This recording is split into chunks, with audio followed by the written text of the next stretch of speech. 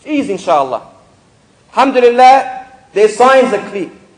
They ask about the patient's name, his father's name, his mother's name. Why? To tell the shaitan, go and do a bit of research, go do your homework, and come back. Otherwise, what's the need of knowing the mother and the father and go into the history? Yes, the person's name might be a need just to know what to call him, but why do I need to know your mother's name or your father's name? Also, a magician may ask for something belonging to the patient. Piece of cloth, hair, his head, in order for him to do his magic on it, his sihr on it. The person comes, I've got a bit of problems with my child. What's wrong with him? He's not studying. Give us his clothes, give us his hair. We don't want to scare him by bringing him here. He does his sihr on it. He knots it. He hides it. He does his spell. And subhanAllah, the next day the child is acting weak. Another sign is that the magician will ask for a sacrifice with specifications. And he will order for the meat to be thrown in a deserted area. And he will ask you to slaughter it in a specific way. A magician may also, and this is also to come closer to the jinn, to offer them something. A magician may write or recite certain spells that none can read or understand but him.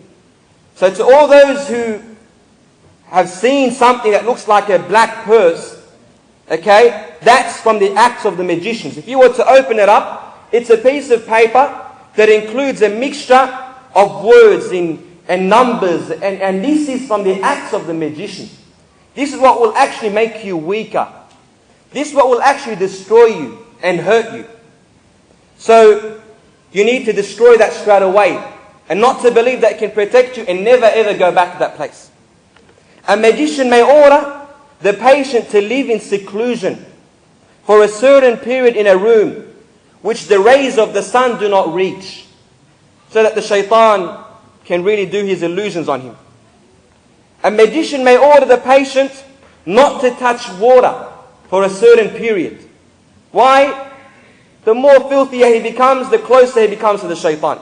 And the purer he is, the further away he is from the shaitan. Also, he may give him papers, and he'll say, burn it, and inhale its smoke, or stand around its smoke. Again, this is from their ways of pleasing Satan. A magician may tell the patient in advance about his name.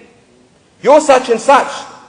Of course, it's either he was told by the jinn, or he knows the person, or he did his spying previously. But he will often say his name also, his town, and he may even mention the problem previously, because of the eavesdropping that the shayateen do.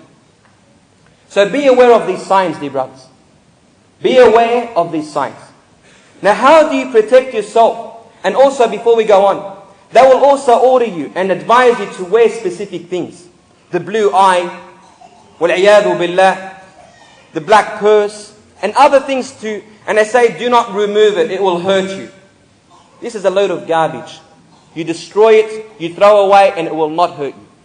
But when you believe that it has its effects, it will hurt you, it will make you weaker and weaker. As to the hadith of the Prophet ﷺ, where he said to a companion, it will only increase you in weakness. That's what he said in the authentic report of the Prophet ﷺ. But the question could be, how can I protect myself from magic, from witchcraft, from sorcery? I begin by saying to you firstly, it is haram to use magic to remove magic. Magic cannot remove magic. Wrong cannot be fixed with wrong. The Prophet ﷺ forbade us from seeking treatment in that which Allah has forbade on you. So how could the treatment be in something that Allah has forbade you from using or doing or practicing? And this hadith is collected by Tirmidhi, so it's an authentic hadith. So there's no such thing as fixing magic with magic. You go to someone, he gives you something, that's not the treatment. Also, it's not allowed according to the authentic view of the scholars of Islam, to use a jinn or to go to a sorcerer or magician or a so-called sheikh who says that I use Muslim jinns. There is no allowance here to use that. There is no allowance to use that. And this has been commonly misunderstood between people. And they reckon that Shaykh al-Islam Ibn Taymiyyah allowed it. He didn't allow it to the way they say it. And there's no such thing to the way they say it. And matter of fact, it's proven through those who have witnessed these people who use jinn, Muslim jinns, or so-called Muslim jinns, and I'll explain to you why. They have been seen at times when they are desperate, calling the name of the jinn. Ya Fulan, Ya Fulan. Instead of saying, Ya Allah, Ya Allah. Wallahi al-Azim. Wallahi. One of those who treat magic, he's the one who was saying this. He said, I knew someone who claimed he had a Muslim jinn working for him. He'll do his work. And as I mentioned, this allowed. Now, he advised him. He said to him, I advise you not to do so. He didn't listen to him. Second time, didn't listen. With time, that same person, he said, I went through an experience where I was in desperate need for help. He was doing a treatment and something happened. He needed help desperately. It was a state of emergency. How can I react? He found himself calling the name of the jinn and not the name of Allah. This person who does the treatment, he said, can you see now? It's disallowed, dear brothers. It is not allowed to use jinn to do so. Also, this is to all those liars that claim they have angels working for them. They are their soldiers. They send them into the person to remove the magic or to go get the magic. I say to these liars, be quiet and do not lie. If the Prophet ﷺ never claimed to have an angel working for him. Yes, they used to all protect and stand with him in jihad. And they will stand by him. But never did he call them. Never did he say to his companions that these are my workers. Never did he do that. And also, what guarantees this sorcerer, this magician, that it's not a kafir jinn who is saying that I'm an angel, when you cannot see either one of the two in their real forms? How can you guarantee either? So there's no such thing. And I'll go back one step about Muslim jinnis. Just to clarify it in your mind, just to bring it closer and closer, what guarantees that person that this Muslim jinni is really a Muslim? It's known that they are liars and they speak lies. And what guarantees you that one of them may not? What guarantees you when that jinn is not around, another jinn doesn't come and speak in his voice and use his name, and you cannot see either? What guarantees you? And what guarantees you that he will not turn against you and reverse it? Wallahi al-Azim. And I say this to you. One of those who went to the Habashis, and I say it, Wallahi, one of them who went there seeking a treatment, may Allah Azza wa Jal guide this person who went there, he was seeing dreams for a while saying, أَنَا دَخَلْتُ مَا طَلَّعْتُ. He saw in his dreams someone saying, I have entered him, not exited him. I didn't take him out. This is what happens when you go to the wrong people.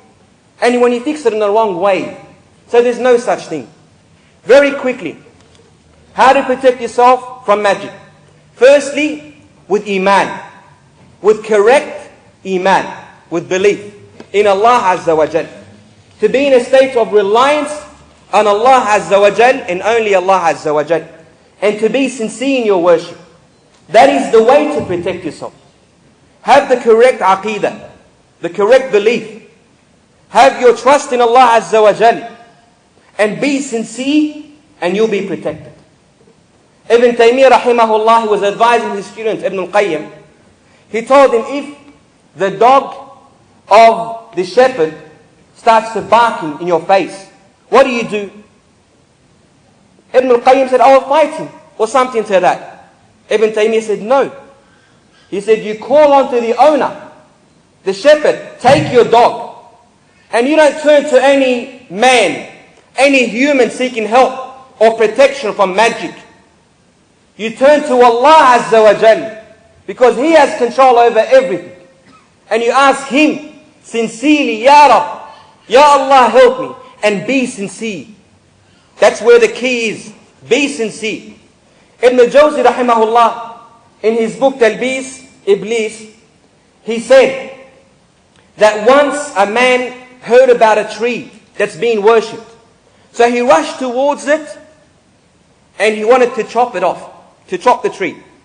On his way, a person stopped him. And he said to him, why do you want to chop the tree?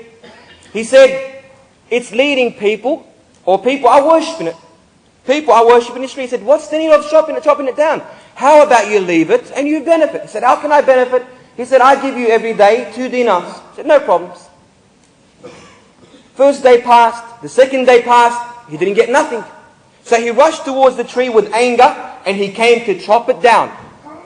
When he approached the tree, he was knocked down and he was almost killed. That person who was about to kill him asked him, do you know who I am? And this story is mentioned by Ibn Jawzi in Talbis Iblis, the deception of the devil. He said, do you know who I am? He said, no. He said, I am the shaitan. Yes, the shayateen can take the looks of the humans. He said, I am the shaitan. The first time you came to chop the tree, you were angry for Allah. You were sincere. So I had to deceive you. And the second time you came, you were angry for yourself. You were angry for your money. Shows you how it plays a very big role in protecting yourself. So it all lies in that. Along with the increase of remembrance of Allah Azza wa Jal. If a person is affected by magic, the solution is by turning to Allah, asking Allah, being sincere, and to treat it with only and strictly Quran and dua that is known. Not the dua where you're saying words, you don't know what you're saying, in terms that anyone just gives it to you and just read this. No, the dua that you know what it means. It's something that does not include shirk, does not include associating partners to Allah. That's the way to treat magic. That's the way to treat it. And if you happen to know where the knots are, to go to where the knots are and destroy it, and that's it. There's no secret recipe to it in terms of going to a specific person who will only corrupt you and misguide you. I ask Allah Azza wa Jal to benefit you from what I have mentioned. I ask Him to protect all of us from the deceptions of the devil. سبحانك اللهم وبحمدك نشهد أن لا إله إلا أنت نستغفرك ونتوب إليك والسلام عليكم ورحمة الله وبركاته.